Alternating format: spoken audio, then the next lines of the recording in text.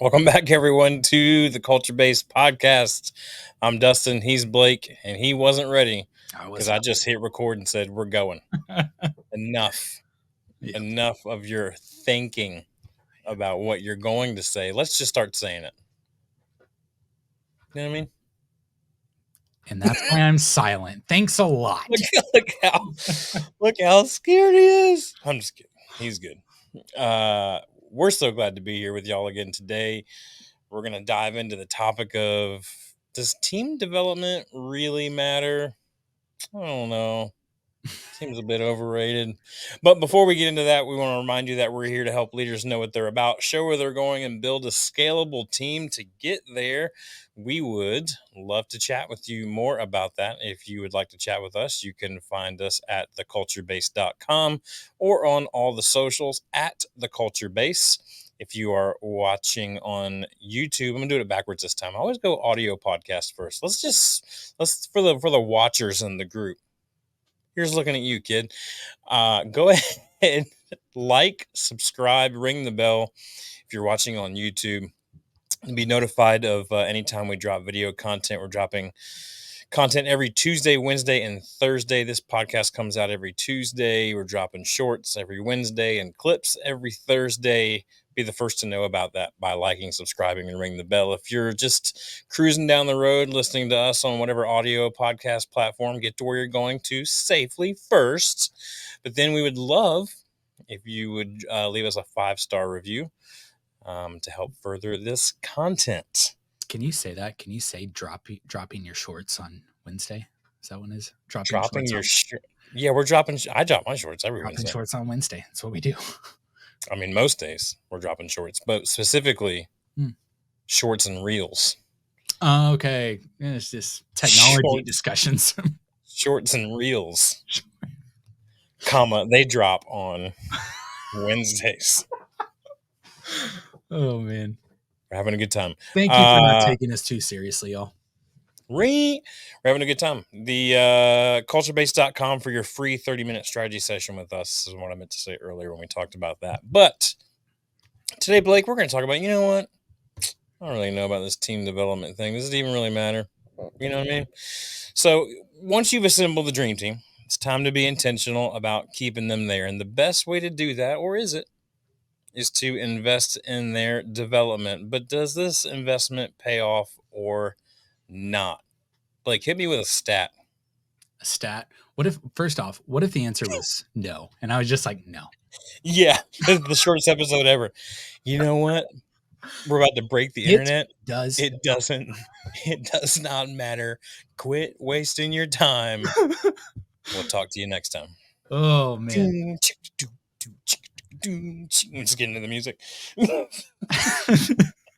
Oh, man. Everyone's going to be like, I need to listen to these guys on like 3x speed because they just need to get to it. Yeah. So everybody's fast forwarding through this. Everybody's hitting plus 30, plus 30, plus 30. Get to it. Maybe I should talk really slow.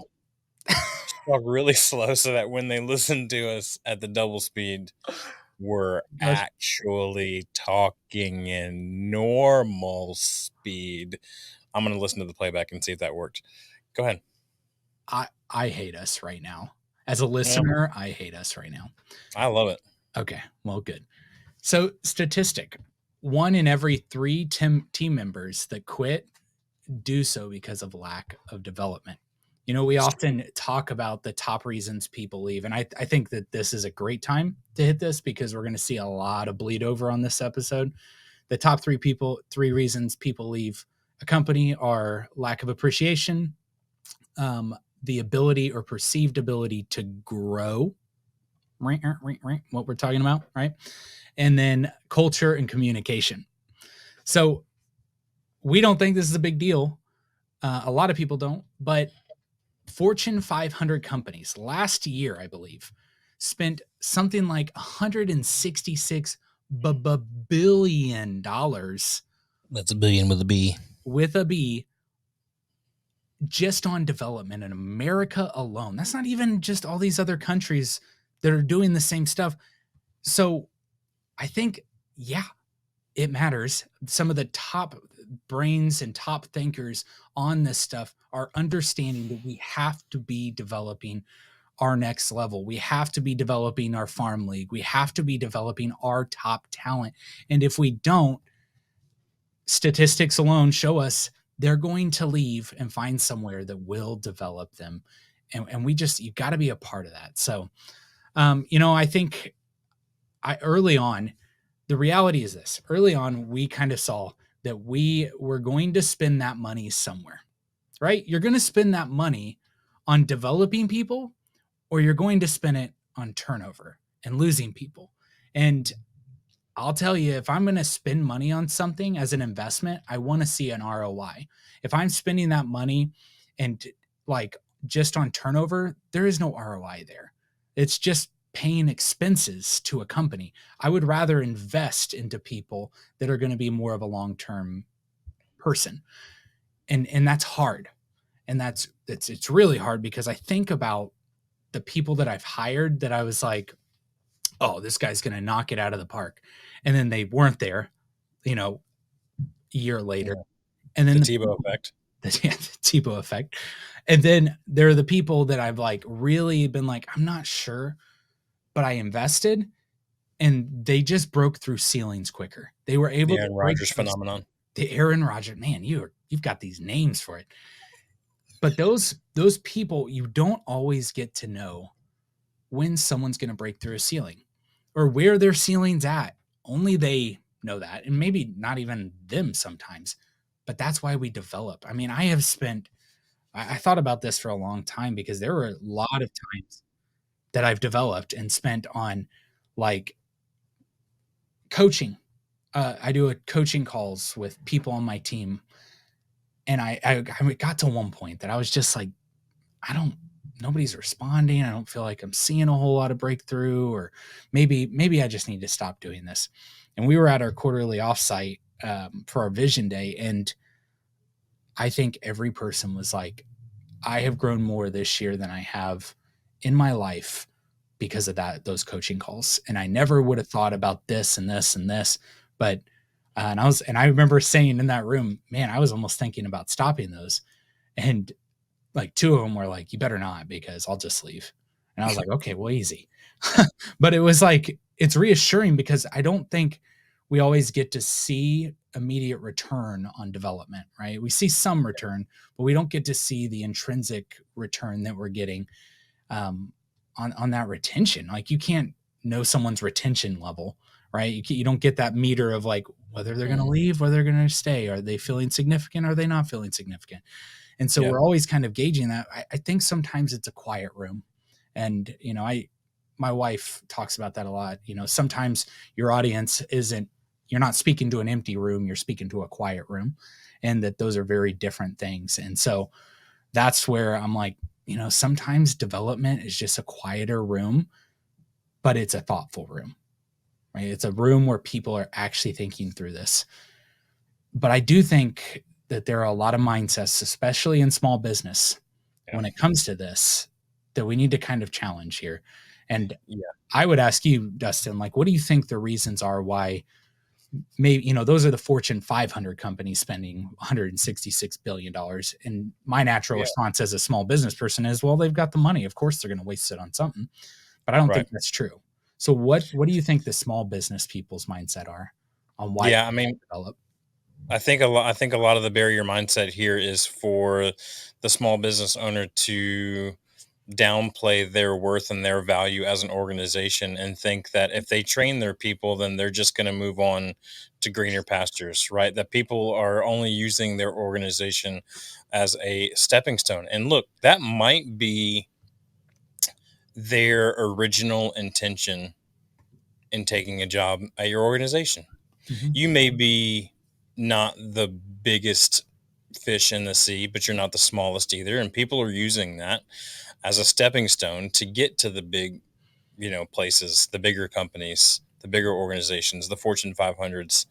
But I think you have an opportunity to surprise them as much as you're hoping that some of these maybe less popular players on your team will surprise you, right? Mm, And so there's an opportunity there for you to say, look, I know you kind of came in, maybe you don't say this, maybe you do say this literally to them, but I know you came in here with this, you're going to be here for 2, 3, 5 years, something where in there, and then you're going to go on and take another, kind of higher up thing. But what I'm offering you here in this company is some buy-in to the long-term vision, mm, and that you can grow here, not just in ability, but in ranking and in status and in job title and all the things that you're after as a solo career professional, right? That you can have all those things here, mm, but you have to give them a reason to stick around. And that's where we come back to the culture every time, right? And part of that culture is, do you care enough about me to develop me, or are you only here to get whatever you can out of me? Is it a running back scenario, right? yeah, Are we just cranking out running backs until they blow out their knees and then go next? yeah. You know what I mean? Or do you care enough about me to hire the physical fitness trainer and say, this is how you don't blow out your knee? Mm, yeah, You know what I mean? that's so good. I think with this, when I think about that, when because I've heard that a bunch too. Like, well, if I train them, they're going to leave. I guess the question I would ask that business owner or that person is, do you care about being good? Yeah, Do you care about being good at what you do? Because what I hear is, I'm not going to train them because they'll leave, which right, is actually 100% opposite. There's more proof and statistical evidence that if you train them, they'll stay, not the right. other way around. Even if it was just because they feel obligated. Yeah. It might Right. initially be out of guilt. They're Right. like, man, they spent all this money on me. I better Yeah. stick around. But you're making them better because you want your team to be better and you want That's your right. organization to be better and you want the level of work and the standard you hold in your organization to be up here, not down here. And by not developing, you're saying, well, I'm fine with down here because everyone's down here, and it's almost like a prideful mentality. Hmm. So I think that's one to be really careful of. And I know there are a lot of people who just feel like they're a AAA organization feeding somebody else. Yeah. But like Dustin said, maybe that has less to do with your development and more to do with your need to increase your culture and to hold your Yeah. standards and to make your culture clear. That's a big one too. But Yeah. yeah. People think that often, another barrier mindset is that leaders often think that it costs too much. And Mm, yes, there is a cost to it. There's a cost to everything. There's a cost of doing business, right? We hear that phrase thrown around all the time. I think this is more the deeper barrier, and the phrase of, if they say it costs too much, I think the deeper barrier here is a priority issue. hmm. How so? It's a I think, because I think a lot of times people think, well, I can just buy $1,000 pinball machine and put it in our break room, and everybody's going to want to stick around. Yeah. I don't really want to invest in a coach or a company like the Culture Base, or some other company to come in and help us develop our players, or spend the money on the software, or take my own valuable time to sit down and coach this person one on one. It just costs too much time, costs too much resources, costs too much money, Mm, all the things, right? I think the deeper lying issue there is, it's a priority issue mm, of, I'm prioritizing my bottom line over the health and success of my team. And we see that all the time. We see it in sports all the time, right? That these coaches are having rebuilding years, and the fans know it, and everybody knows this is a rebuilding year. And what are they doing during that rebuilding year, right? They're taking intentional time to develop the players that they need to develop into who they need to be. And mhm. so it's not, you don't go out there with the mindset of, this is the year we're going to win the World Series. You know that this is the time, this is the season, which we're going to talk about in a second. This is a season of development for us, Yeah. and it's prioritizing that development. And I think a lot of businesses say, well, if I do that, then I won't be putting enough into my business to sustain the business. Mhm. Again, there are seasons for that, and we'll talk about that in a second. But I think costs is more of a priority issue. What do you think? Yeah. Yeah. I think when people say it costs too much, they don't know what they mean. Mm, Is honestly, I think that they're saying it's taking too much upfront money. but that's called investment. Like we just got to get into a business mindset where we understand that upfront money is investment, and that when we think that it costs too much, we're misunderstanding that at the end of the day, you're paying that somewhere. Would you That's rather right. pay that money as an investment to build longer term, or would you rather pay that money because your house is falling apart? Yeah, so you're Right? not spending extra, you're just reallocating. Exactly. And it's where is it building your house up or is it tearing your house down? And I Mm, think that that's the difference is when you get pivotal people that you don't develop and you don't long term see help them see vision in your organization, they leave and then you are just left with a gaping hole in the side of your house instead of understanding if I just keep spending money on the development and the development and the development, I won't have a house. I'll have a 10-story condo, right? Like that's the mm. difference. And the tenants have lasted. And this isn't some, you know, low end housing that we're building here. This is a long term investment. Yeah. Yeah, and before we get to those seasons that we were talking about, I think another barrier here is that leaders often think that their team doesn't want to be developed or they don't Yeah. care Yeah. about being developed, which I would go back and say a couple things. Number one, let's go back to that statistic that we talked about at the beginning of the episode that one in every three team members leave because of lack of development. So obviously they care about it. Okay. Now let's go deeper than that and say yes, they might act as if they don't care about it. Yeah. Um, but we all know, we're all adults here. We all know that behavior doesn't always line up with priority. Yeah. Behavior doesn't always line up with value. Yeah. And so just because they might give you the assumption or give you the impression that they don't want to be developed doesn't mean that deep down they don't want to be developed. It may mean they don't know how to receive it. Yeah. And it's easier for them to push it away than it is to learn how to accept it. Yeah. How do you see that playing out? Yeah. I think when you talk about that, the older I get, and I know I'm still a young buck, but I just see that more and more people have really struggled with growing up. And like I can make it sound like I remember being a kid and looking at people in their 20s and 30s and being like, they get it, they've got it.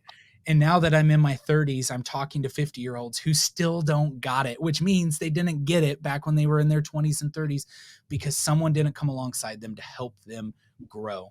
I think it's Ralph Waldo Emerson who said that man's main want in life is for someone to come alongside him and help him do the things that he can do.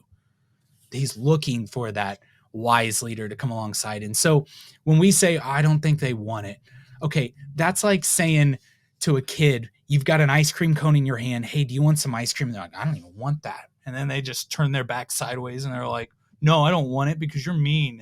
And of course they want the ice cream cone. They're kids or a human or a 36-year-old guy who just can't stop eating it on a Saturday night. But that is the truth is they want it. Everyone wants that thing. It may not look the same for everyone. It might have a different personality, a different picture, but everyone wants it because we're human. Hmm. That's the mic drop of it all today. We're human and everybody wants someone who cares about them and invests into their growth. So they don't want it. That's BS. That's just something you're telling yourself to not have to put work in. But they do. They want I it. mean, And I don't think I have anything more to say on that. we're dropping Ralph Waldo. Emerson. Pow, pow, pow. You think that guy's ever got a pow, pow, pow? Did they have Pound Pound Pound when he was around? I think it was just sold in more of a jar instead of a six pack. What what's his time period? When the Waldo walk on the Oh, earth? don't ask me this question. I'm gonna be a whole like 10 decades off. 10 decades, also known as a century.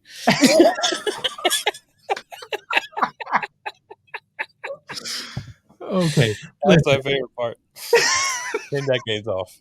I think my wife's about to tell me. He died in 1882. I was gonna say 1400. Thank goodness I didn't put him in there with Luther. So no, I don't think Waldo had the pew pew pew. I mean, I think there was still some pew pew, maybe like just one and a half. Anyway, Yeah. go ahead. 1.5 parents. Okay. Oh, jeez. Okay. I love that. Ralph Waldo really got me going there.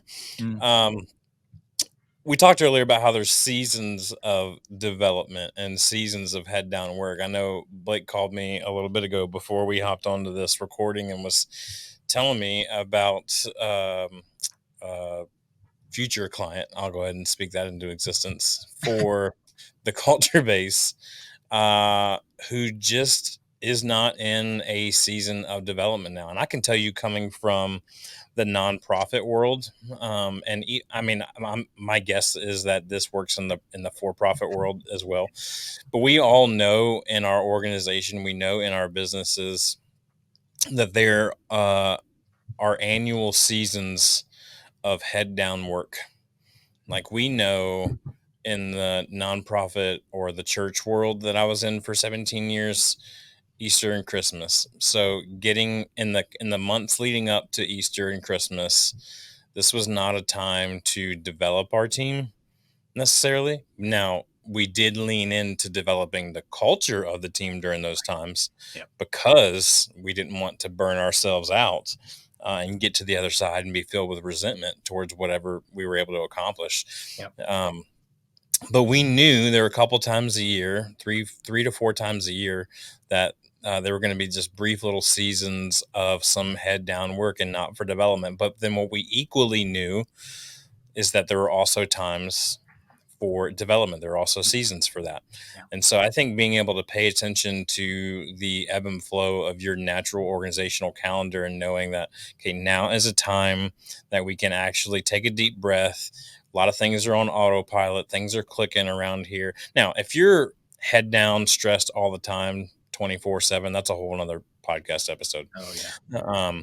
But if you are running a successful organization, odds are that you have these seasons where you need to have head down. There's seasons where you can afford, use that word, emphasis, bold, underline, Hmm. where you can afford to develop your team. What's that look like for you guys, Blake?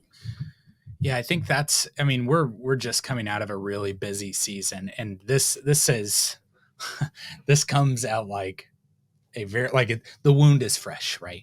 And I Don't think pick about it. how Don't pick it.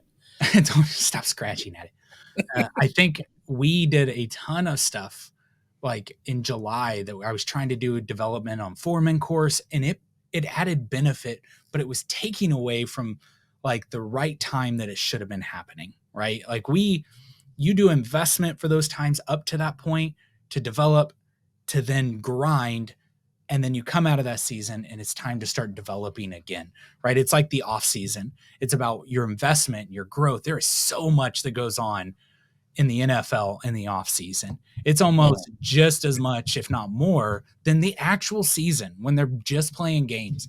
Because all you do, from what I can tell in NFL, all they do when you get into the games is you play the games and you prepare for the next one. But it isn't about the developing of the person and of all these things. Those things happen, but it's more like it happens because you're getting the game time reps.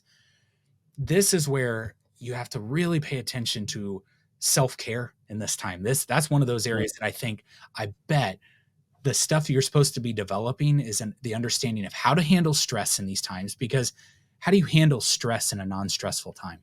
You're not really like identifying it, sure, but really when you get into the stressful times, that's when you start saying, how do I manage stress well? Here's an mm. example. How do I handle this situation? Um, that's also when you're developing how do people know how to self-care well, and how do I help them see you cannot burn out in this season because we need you. Hey, dear brand new quarterback of the Indianapolis Colts, please protect yourself. This is a great time to teach. I think maybe we Local shouldn't reference. have our brand new guy get hurt on the only two games he's played and get taken out of the game. Like, you know what I'm saying? Like, this is how we start managing these types of things. But your development of all the other stuff, there needs to be a seasonal aspect to it so that you can go and bust it when you need to bust it. Yeah, we're recording this in 2023. So if you're listening to this in the future and you're thinking, "Wow, I thought the Colts were pretty decent. They probably are by now if you're listening to this in the future. But back in 2023, it was rough to be a Colts fan. Now I'm not a Colts fan, but I have many friends that are, and it is sad to watch. It's sad, but they're having a good time. They're there, still cheering them on. Jim Irsay is playing in a band. Saw that at Farm Aid. He's doing his thing. Who cares?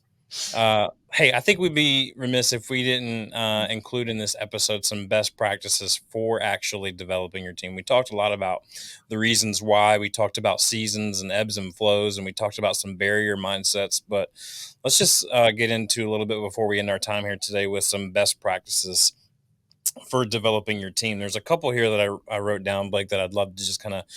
I'm just going to say it's going to be like the ink block test. I'm going to say this, and then you're going to tell me the first thing that comes to mind when it comes to these best practices for developing your team. Are you ready? Let's play a game. Oh, Cue the game show music. Wait, we don't have a guy that does that. Never mind. You ready? Okay. You can't put a price on quality time. true. he turned this into a true or false test. I I'm really wasn't good at this. Yeah, I'm gonna go Yeah, ahead and spoil it for you. These are all true. Uh, yeah, I agree 100%. And again, kind of like what we went back to early on with developing and coaching and just being present. I mm, want to say that one of the, I noticed at one season of my life, I was really kind of just getting so on the business that I wasn't there and available. And I'll tell you, you can't have influence without you. And you can't have influence without your person being around people in proximity. So I think that's why it's so important that you need to be there. And the other thing is when we say quality time, I think everyone jumps into the love language test and they think that they have to spend a quantity of time, and quality is not the same as quantity. And I think quality is far more important, especially as an 8 on yeah, the Enneagram. So I think when you put the quality aspect and you are investing intentional time into these things, that's where you get a different response. And what yeah, is I want to say Gallup says that, um, that someone needs a positive, like feeling like they're appreciated. Gallup defines that as one positive, authentic thing said to them by their direct report. hmm, yeah. That's good. What? Like that's so Yeah, low, but all it was an intentional, hey, I was thinking about you and here's a response. yep, for sure, for sure. I love that. You can't spell influence without you. That was great Oh. because there's the letter U is in there. I know it's a long word, but trust me, someone told me once that the letter U is in the word influence, and I believed him. Yeah. Um, yeah, Latter parts of the flu. Yeah, I get it. what I would say about quality time is we've all been to the doctor Mm. who doesn't look at you in the face Yeah. region while you're in his office, and instead he's looking at the laptop the entire time, Yeah. and then comes in, has his head in the laptop, leaves, head in the laptop, never makes eye contact with you. That's what we're talking about here of quality time, right? We're paying for that doctor to come up in there, and the problem that you're there to discuss might be on your face and you won't even look at it. So like that's where you don't be that guy, don't be that doctor. Like when you're so I'm just going to say this, if you're in a one-on-one with someone on your team, uh put your phone away. Mm. Just put your phone away. It'll Yeah. be all right. It'll be okay. I promise you. Just do that. Next thing, best practice, quarterly goals are a must. Also true. And I'll go into that. I think when people think about culture, they think of a lack of accountability, and nothing could be further than the truth. That Mm, culture and accountability are two sides to the same coin. get And it. this is where I think if you think that people don't want that accountability and don't want those, like, they don't want the targets to shoot at, then you miss out on 99% of competitive drive. Like, people want to know, what is the clear goal of this task? What is the clear goal? How do I know I'm winning? We talk Mm, about playing a game all the yeah. time. The business is a game and we're all playing a game. Um, okay, but if you don't have a scoreboard or a goal of what you're trying to hit, that's why you're not getting team players. You're just Yep. getting people who are wanting to shoot from the hip, but they don't know what they're doing. You want team players. make really clear quarterly goals and set up accountability to get there so that they know they're winning. Because the other part of burnout is not having good results that you're actually putting into. So Yeah. some of that is just clarity. Do they know that Right. they're getting the results that they're actually pushing towards? Yeah, clarity is so huge. I mean, so many different organizations that I've worked with or talked with, and one of the number one most frustrating things for them is clarity. I Yeah. don't know if what I'm doing is on the right track or not. I Mhm. can't get 2 seconds with my boss because they're so busy. I don't understand. They say one thing, but they do another thing. Like this is where so I would say quarterly goals are not just a good way to hold them accountable. Them meaning those that you're leading. It's a good way to hold you accountable to Mhm. say this is where I said we're going and this is where we're going. Because if you're constantly changing this target all the time, can you imagine working for you? Gosh. Like you wouldn't work for you. You know what I mean? So like these people they want this clarity. They want the target. They want to know what we're after at the end of the day. Last best practice I'm going to mention here is something that I think we often uh, miss out on because we spend a lot of time going, okay, well, they're really terrible at this, so we need to lean in there a little bit more. I want to urge you away from that. I think you need to play to their strengths. Mm. Okay, let's not force people to be something that they're not, or that they will come to resent. Yeah. What do you think about that, Blake? No, honestly, I don't have anything to even add to that because I think you're just spot on. I think if we cannot understand that we're going to get the best out of our players when we play to their strengths, like it's stupid. It is just plain stupid to go into the draft and be like, let's go after Tom Brady, but let's put him at center because I just think we can get this guy there. You know, like Right. what are we doing No one will expect that, there? right? I just wish like as business leaders we would look at sports and the simplicity of it sometime and Mm, just go, oh yeah, maybe I don't need to make Tom Brady a center. Maybe yeah, I need to let him be an amazing quarterback. that's right. Let him be. Let Tom Brady be Tom Brady. Let him be. Free Tom Brady. Yeah. Hey, I thought about this earlier as we're Let's wrapping go. this up. We literally played Where's Waldo on this with Waldo Emerson. We Mm, literally looked up what time period he's in. yeah. Well, I did. We didn't. My wife did. But yeah, Yeah, she's doing the Lord's work. That's what I'm talking about. she is. Uh, yeah. Listen, folks. All we're trying to say here at the end of the day is that your people are trying to tell you that you have no idea how high they can fly. Well, I told Blake before we got started that I was going to mention that quote, and I had to do it. So there it is. I didn't figure out where to put it in, so I just had to force it there at the end. But sometimes development's like that, right, Blake? Sometimes you just have to force it. You have to grit your way through it. And I don't know where I'm going. Okay. Next episode, we can't wait to talk to you about becoming the coach that your team needs. Oof. Hashtag sports analogy. Phew. Um, remind everybody that you can get us on a free 30-minute strategy session at theculturebase.com Yeah. /strategy. We'd love to talk to you for free there. Any final words, Blake? Are you good to go? I feel good too. We'll talk to you next time about becoming the coach that your team needs on the Culture Base podcast.